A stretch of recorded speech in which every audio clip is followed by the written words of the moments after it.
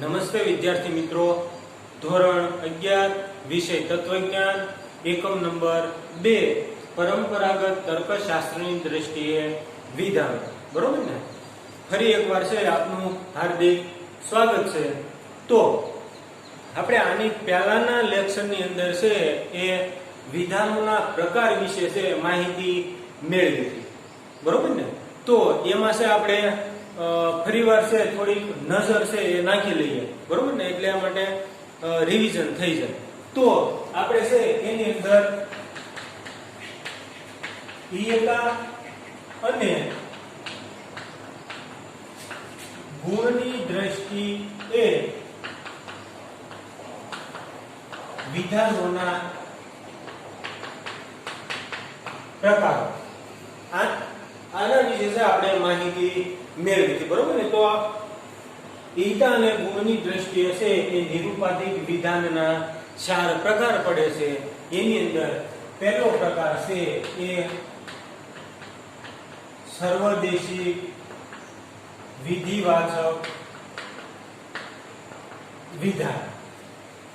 તો આનું છે એ ગુજરાતીમાં છે હા. બરોબર ને? સર્વદેશી વિધિવાચક વિધાન છે એ ગુજરાતીમાં હા દ્વારા દર્શાવી શકાય. તો સર્વદેશી વિધિવાચક વિધાન એટલે શું? તો કે ઉદ્દેશી પદ દ્વારા નિર્દેશાતા વર્ગના સભ્યો છે એ સર્વ સભ્યોનો સમાવેશ છે એ વિધેય પદ દ્વારા નિર્દેશાતા વર્ગમાં સમાવેશ થતો હોય એવો નિર્દેશ કરનાર વિધાનને સર્વદેશી વિધિવાચક નિરૂપાધિક વિધાન છે એ કહેવાય છે. બરોબર? તો આપણે એની છે એ પ્રતિકાત્મક રજૂઆત પણ જોઈ હતી.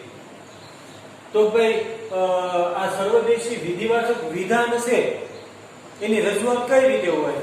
તો કે ભાઈ સર્વ ઉદ્દેશ પદ વિધેય પદ છે આ પ્રતિકાત્મક રજૂઆત છે. બરોબર ને? ભાઈ ઉદ્દેશ પદ દ્વારા નિર્દેશાતા વર્ગનો સમાવેશ છે એ વિધેય પદ દ્વારા નિર્દેશાતા વર્ગમાં તમામ સભ્યોનો સમાવેશ છે એ કરેલો છે એવો નિર્દેશ કરનાર જે વિધાન હોય એને સર્વદેશી વિધિવાચક નિરૂપાધિક વિધાન છે એ કહેવાય છે. બીજું છે સર્વદેશી નિષેધવાચક.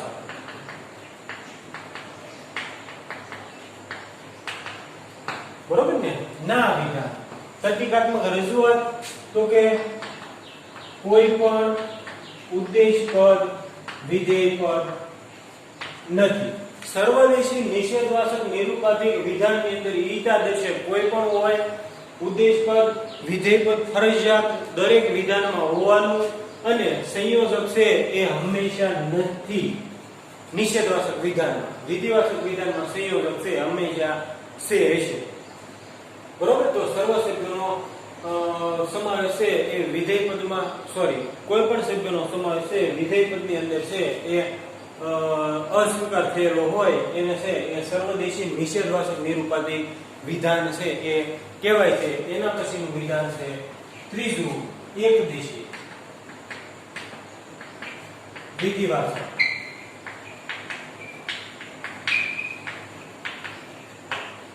એકદેશી વિધિવાચક વિધાનની અંદર છે એ કેટલાક સભ્યોનો સમાવેશ છે એ થયેલો હશે. બરોબર? જો પેલા બે છે સર્વદેશી વિધિવાચક, સર્વદેશી નિષેધવાચક. હવે છે એકદેશી. એકદેશી એટલે કે ભાઈ કેટલાક સભ્યોનો ઉલ્લેખ થયેલો હોય એને એકદેશી. સર્વદેશી એટલે તમામ સભ્યોનો ઉલ્લેખ થયેલો હોય એને સર્વદેશી વિધાન છે એ કહેવાય છે. તો આ એકદેશી વિધિવાચક વિધાનની અંદર ઈયતા દર્શક છે આને હ કહેવાય. ઈયતા દર્શક છે એ કેટલાક ઉદ્દેશ પદ વિધેય પદ અને સંયોજક છે એ છે આવશે. બરોબર? તો આ એકદેશી વિધિવાચક વિધાન છે. ચોથું છે એકદેશી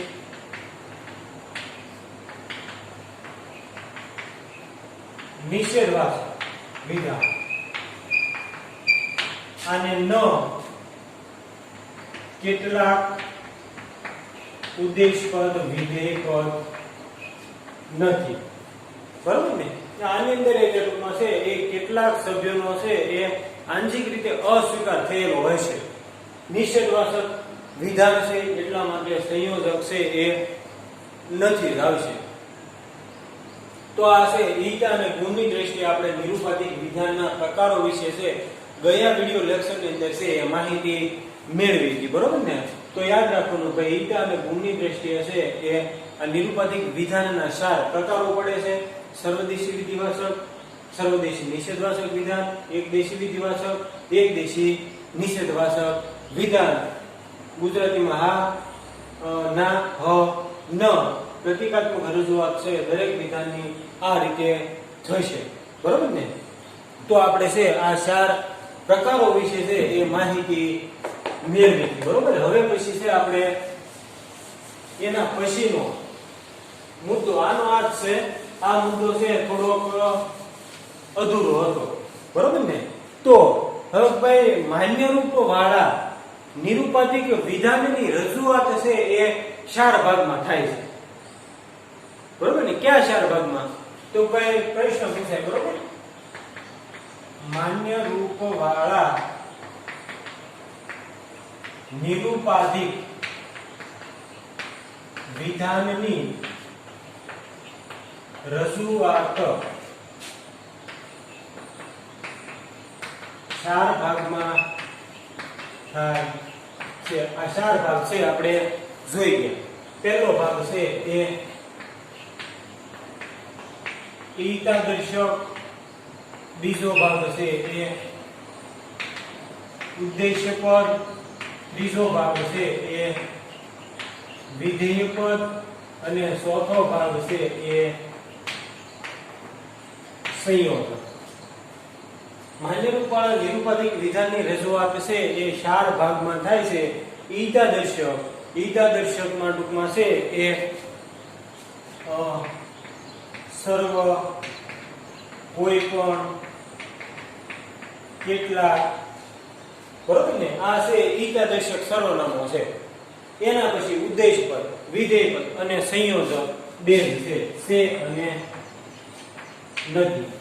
આ છે એ સંયોજક. એટલે માન્ય રૂપ વાળા નિરૂપાધિક વિધાનની રજૂઆત છે આ 4 ભાગમાં થાય છે, બરોબર?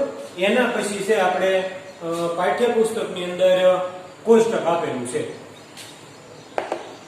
તો એ કોષ્ટક છે આપણે જોઈ લઈએ કે ભાઈ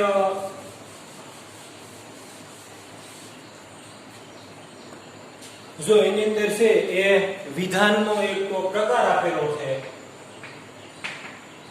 વિધાનનો પ્રકાર, પછી છે એ ઈટા દર્શક, પછી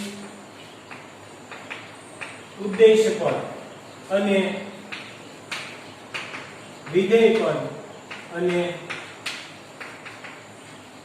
સંયોજક. આ રીતે છે આપણા પાઠ્યપુસ્તકની અંદર છે એક કોષ્ટક આપેલું છે. એમાં વિધાનનો પ્રકાર હા, અંગ્રેજીમાં છે હા વિધાનને એ કહીએ. આપણે છે આના પહેલાના મુદ્દામાં જોયું હતું, બરોબર ને? ભાઈ સર્વદેશી વિધિવાચક વિધાન છે અને ગુજરાતીમાં હા અને અંગ્રેજીમાં છે એ પ્રતીક વડે છે દર્શાવી શકાય. તો ભાઈ સર્વદેશી વિધિવાચક વિધાન માટે છે એ ઈટા દર્શક તો કે સર્વ, પછી છે અહીંયા ઉદ્દેશ પદ, વિધેય પદ અને સંયોજક છે એ કયું આવશે? તો કે ભાઈ છે. એ જ રીતે છે એ ના અને અંગ્રેજીમાં છે એ ઈ પ્રતીક વડે છે એ દર્શાવી શકાય. આ કયો છે? તો ભાઈ સર્વદેશી નિષેધવાચક નિરૂપાધિક વિધાન. અહીંયા છે એ ઈટા દર્શક, કોઈ પણ, ઉદ્દેશ પદ, વિધેય પદ અને સંયોજક નથી આવશે, બરોબર ને? પછી છે એ હ વિધાન છે. એનું પ્રતીક છે આઈ અંગ્રેજીમાં, બરોબર ને? અહીંયા ઈટા દર્શક કેટલાક છે? ઉદ્દેશ પદ, વિધેય પદ અને સંયોજક છે, બરોબર? એના પછી છે એ ન વિધાન. આને અંગ્રેજીમાં છે ઓ પ્રતીક વડે દર્શાવી શકાય. ઈટા દર્શક છે એ કેટલાક આવશે, ઉદ્દેશ્ય પદ, વિધેય પદ અને સંયોજક છે એ નથી આવશે. બરોબર? આ પ્રકારનું છે આપણા પાઠ્યપુસ્તકની અંદર છે એક કોષ્ટક આપેલું છે. આ કોષ્ટક છે વ્યવસ્થિત તૈયાર કરી નાખવાનું એટલા માટે છે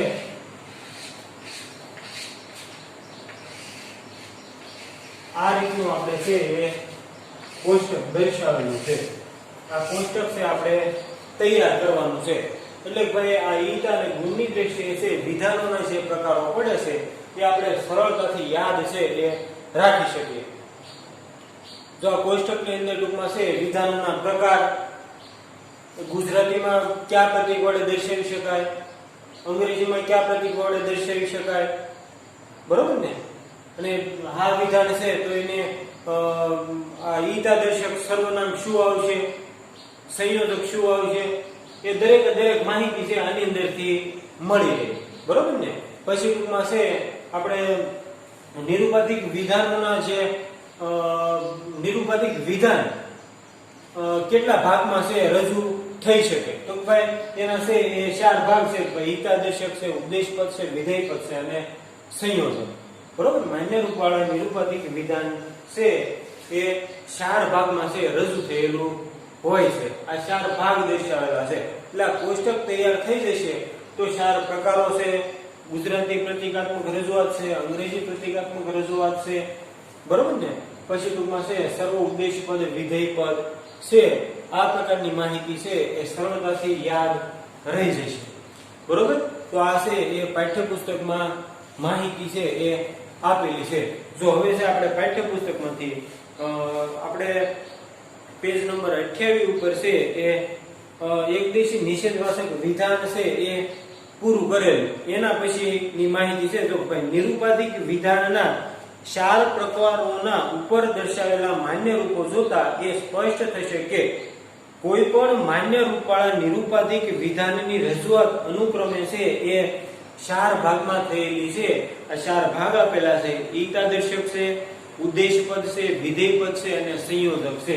આ ઈટા દર્શક છે. બરોબર?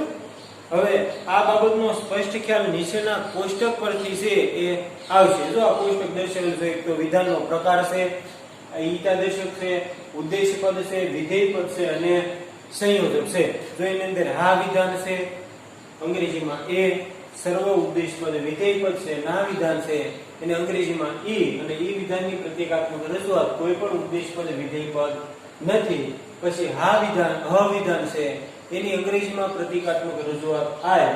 કેટલાક ઉદ્દેશ પદ વિધેય પદ છે ન, એને અંગ્રેજીમાં છે એ ઓ. કેટલાક ઉદ્દેશ પદ વિધેય પદ નથી. બરોબર? આ કોષ્ટક આપેલું છે. પછી એના પછી છે એ વિશિષ્ટ વ્યક્તિવાચક વિધાનોને સર્વદેશી વિધાનો તરીકે છે એ ઘટાડી શકાય. તો વિશિષ્ટ વ્યક્તિવાચક વિધાન હોય એને સર્વદેશી વિધાન તરીકે ઘટાડી શકાય. સર્વદેશી વિધાન એટલે તો ભાઈ સર્વ ઉદ્દેશ પદ વિધેય પદ છે, કોઈ પણ ઉદ્દેશ પદ વિધેય પદ નથી. આ સર્વદેશી વિધાનો છે 2. બરોબર? સંયોજક છે આપેલું હોય તો સર્વદેશી વિધિવાચક વિધાન કહેવાય, અને સંયોજક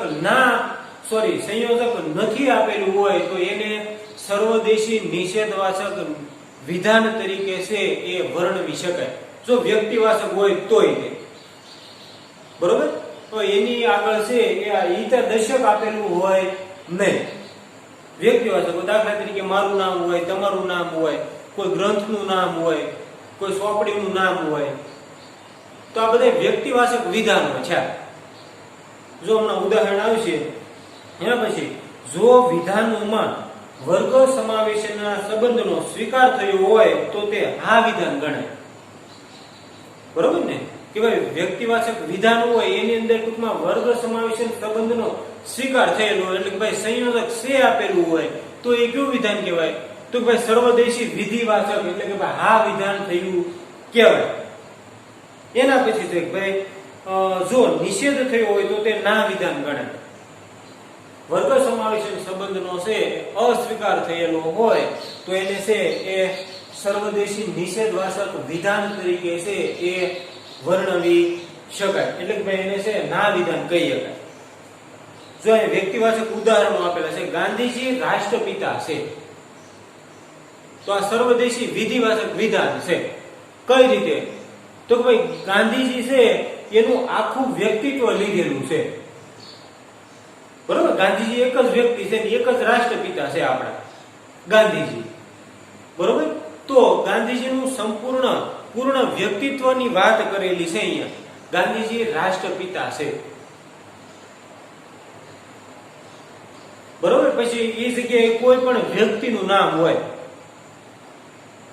તો એ છે એ સર્વદેશી વિધિવાચક વિધાન છે એ ગણાય છે.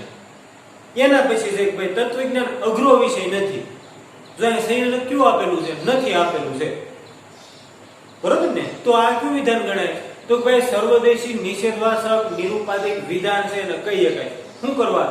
તો ભાઈ તત્વજ્ઞાન છે એનો એક પાઠની ટૂંકમાં વિગત નથી આપેલી, આખો વિષય છે, એટલે સંપૂર્ણ રીતે નિષેધ થયેલો છે. બરોબર ને? ભાઈ કીધું છે કે તત્વજ્ઞાન અઘરો વિષય નથી, એટલે ભાઈ સરળ વિષય છે તત્વજ્ઞાન. આખા તત્વજ્ઞાન વિષયની વાત છે, એટલા માટે છે આને સર્વદેશી નિષેધવાચક વિધાન તરીકે છે એ વર્ણવી શકાય. અહીંયા પાઠ્યપુસ્તકને છે એક વ્યક્તિ તરીકે લીધેલું છે, એટલે ભાઈ સંપૂર્ણ રીતે છે એ નિષેધ થયેલો છે, એટલા માટે છે આને નિષેધવાચક નિરૂપાધિક વિધાન છે એ કહેવાય છે.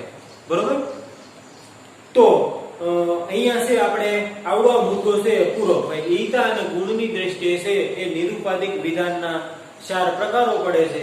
એની પ્રતીકાત્મક રજૂઆત જોઈ, અંગ્રેજી ભાષાનું પ્રતીક જોયું, ગુજરાતી ભાષાનું પ્રતીક જોયું, કોષ્ટક જોયું, વિશિષ્ટ વ્યક્તિવાચક નામ હોય એને સર્વદેશી વિધાન તરીકે છે એ કહી શકાય. જો સંપૂર્ણ સ્વીકાર થયેલો હોય તો એ વિધાન છે સર્વદેશી વિધિવાચક વિધાન કહેવાય, અને સંપૂર્ણ રીતે નિષેધ થયેલો હોય એને સર્વદેશી નિષેધવાચક નિરૂપાધિક વિધાન છે એ કહેવાય છે. બરોબર, તો અહીંયા છે આપણો આ મુદ્દો પૂરો. એના પછી છે મનોયત્ન 2.3 છે દર્શાવેલો છે. આ મનોયત્ન 2.3 છે એ તમારે તમારી પાકી બુક ની અંદર છે એ લખવાનો છે. બરોબર, મનોયત્ન 2.3. એના પછીનો મુદ્દો છે નિરૂપાધિક વિધાનમાં પદોની વ્યાપ્તિ. બરોબર ને?